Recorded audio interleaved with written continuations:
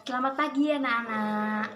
Pembelajaran hari ini kita alihkan melalui pembelajaran luring. Mohon maaf sebelumnya karena terkendala jaringan internet, maka Miss alihkan pembelajaran hari ini yang mulanya daring menjadi luring. Oke? Nah, untuk pembelajaran hari ini kita melanjutkan materi tematik kita pada hari kemarin.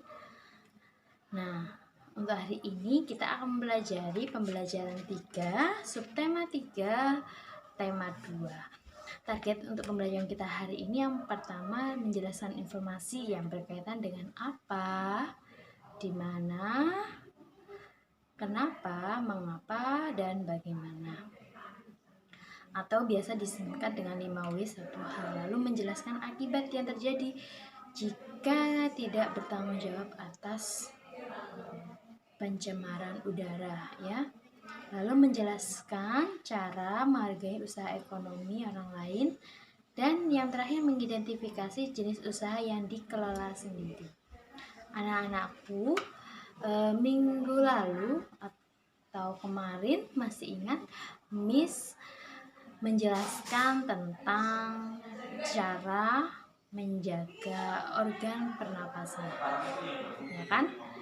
Sebelum Miss membahas cara organ pernapasan, Miss memberikan penjelasan tentang dampak pencemaran udara. Salah satunya kemarin merupakan kebakaran hutan, ya. Nah, sekarang kita akan membahas lebih luas lagi mengenai dampak dan polusi pencemaran udara. Seperti yang sudah ada di modul di halaman 67 sampai dengan halaman 69, kalian bisa membuka buku modul kalian dan membaca, ya. Nah, yang pertama itu ada masalah kesehatan manusia. Jadi, pencemaran udara ini sangat berdampak pada kesehatan manusia. Karena ketika kita terpapar oleh polutan, menghirup gas-gas yang berbahaya yang ada pada polutan di udara, itu akan menyebabkan pneumonia, asma, kanker. Oke. Maka dari itu kita harus selalu senantiasa menjaga organ pernapasan kita dengan cara selalu memakai masker, lalu kemudian cuci tangan. Selanjutnya, dampak yang dihasilkan oleh pencemaran udara itu adalah pemanasan global. Pemanasan global ini adalah dampak daripada pencemaran udara yang hampir seluruh dunia itu mengalaminya. Salah satu yang paling berbahaya itu adalah ketika gunung es mencair. Sekarang bongkahan atau es-es yang ada di kutub, ya, kutub selatan itu banyak yang mencair, sehingga mengakibatkan ekosistem atau habitat hewan yang ada di daerah kutub tersebut semakin langka atau banyak yang mati karena habitatnya sudah mulai tidak nyaman. Kemudian dampak daripada pencemaran udara yang lain itu adalah hujan asam. Hujan asam ini disebabkan oleh adanya gas yang bercampur dengan air, uap air hujan, kemudian disitu ada nitrogen oksida dan sulfur oksida, ya. Lalu kemudian saat hujan bergabunglah dengan uap air tersebut menjadi hujan asam.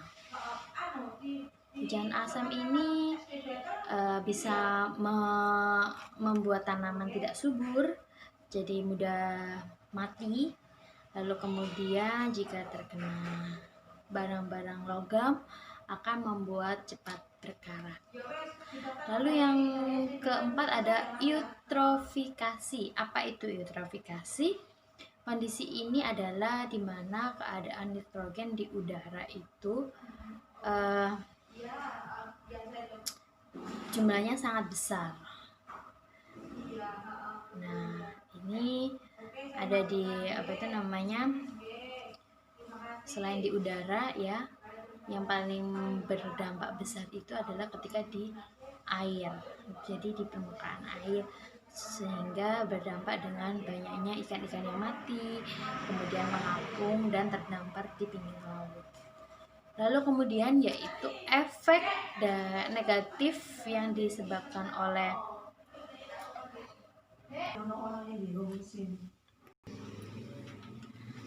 untuk selanjutnya yaitu efek yang atau dampak yang dirasakan polusi udara adalah punahnya satwa liar yang ada di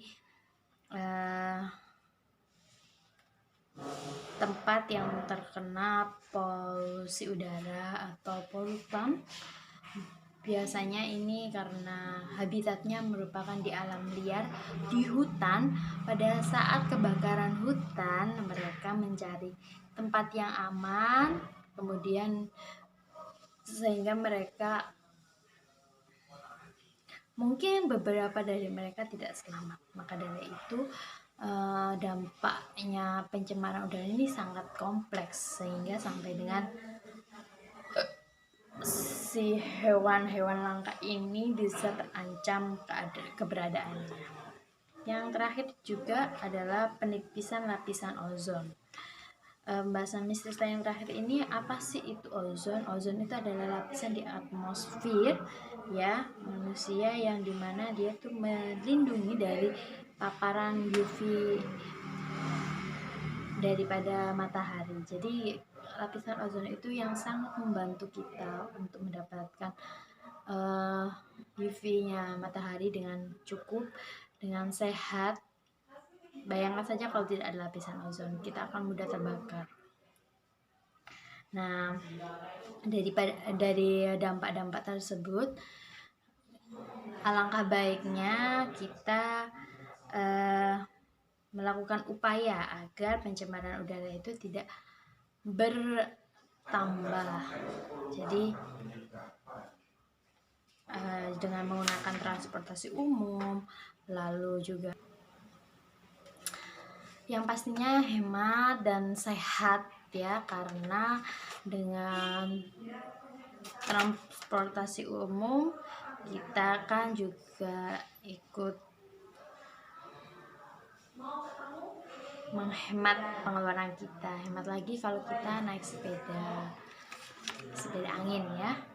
Lalu kemudian kita juga bisa mengurangi penggunaan elektronik, lalu kemudian memahami konsep reuse ya, mengurangi reuse, menggunakan kembali dan recycle, lalu menggunakan energi bersih seperti matahari, angin, dan panas bumi. Lalu ada pemerintah itu mengajak kegiatan yang dimana memanfaatkan sinar matahari, yaitu panel surya. Nah, setelah membaca bacaan di halaman 68 sampai dengan 69, selanjutnya kalian bisa mengerjakan soal di halaman 69 nomor 1 sampai dengan nomor 5. Nanti silakan dikumpulkan melalui Google Classroom. Nah, selanjutnya ada bacaan yang berjudul Menghargai Usaha Ekonomi Orang Lain. Nah, di sini Miss tidak akan membacanya, tapi kalian wajib untuk membacanya sampai dengan tuntas. Misalnya sudah membaca ya. Sekarang Miss akan mengulas bacaan tentang menghargai kegiatan usaha ekonomi orang lain. Anak-anak, kalian pagi ini sarapan apa? Sarapan nasi. Iya, sama Miss juga sarapan nasi. Kalian pernah berpikir nggak sih sebelumnya nasi itu bagaimana ya cara mengolahnya? Dari sebiji padi ya, sebutir padi tadi itu ditanam lalu menjadi tanaman padi dan menghasilkan beras ya, lalu kemudian diolah, dimasak menjadi bernasi. Waktunya sangat panjang, tapi kita bisa memakannya hanya cukup dengan 5 menit sampai dengan 10 menit.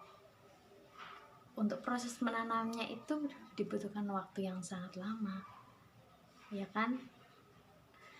Nah, maka dari itu anak-anak, mulai hari ini kalian ketika makan, sarapan, makan siang, makan malam, ambillah nasi secukupnya.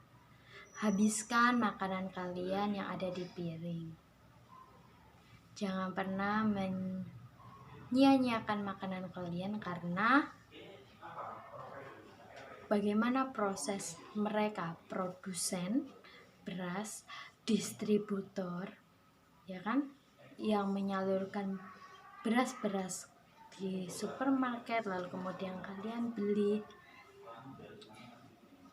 sebagai konsumen. Itu salah satu cara untuk menghargai bagaimana menghargai makanan, untuk selalu mengonsumsinya dengan jumlah yang bijak, ya. Tidak berlebih tapi cukup untuk menjaga stamina kita. Nah, anak-anak, itu tadi merupakan salah satu contoh dari Miss tentang kaki. Nah, kalau di buku itu kan membahas tentang kain, baju, ya, pakaian kalian yang kenakan sehari-hari. Begitu juga dengan selain pakaian ada juga sabun, ya,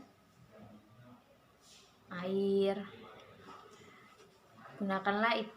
Gunakanlah sabun dan air secara bijak, karena dengan menggunakan sabun secara bijak kita juga mengurangi pencemaran air, ya. Semakin bijak kita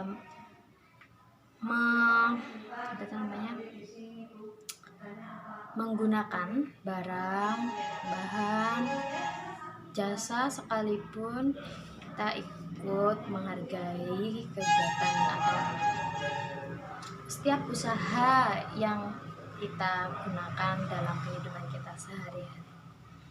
Nah, setelah kalian memahami, tugas yang kedua adalah membuat peran setiap 3 kegiatan ekonomi, yaitu yang pertama ada produsen, 2 distributor, 3 konsumen. Jadi kalau di contoh tadi ada nasi, ada pakaian. Nah, kira-kira kalian punya contoh apa lagi nih tentang peran di ketiga kegiatan ekonomi ini? Nanti kalian bisa jelaskan. Misal tadi nasi itu dikonsumsi oleh konsumen, yang sebelumnya distributor, yang disalurkan oleh distributor. Lalu produsen itu menanam padi dulu, lalu kemudian memanen, menjemur, lalu menggiling, ya, sehingga menjadi bulir-bulir beras yang bersih, kemudian dimasak. Nah, kira-kira kalau kalian bisa memberikan peran contoh daripada produsen, distributor, dan konsumen dalam perekonomian di sekitar kalian bisa menuliskannya secara singkat, padat, dan jelas di buku tugas kalian. Kalau ada pertanyaan, silakan tinggalkan di kolom komentar. Oke, sekian untuk pembelajaran luring kita hari ini. Miss cukupkan sampai di sini pertemuan kita hari ini. Oke, sampai jumpa di hari selanjutnya. Selamat pagi anak-anak.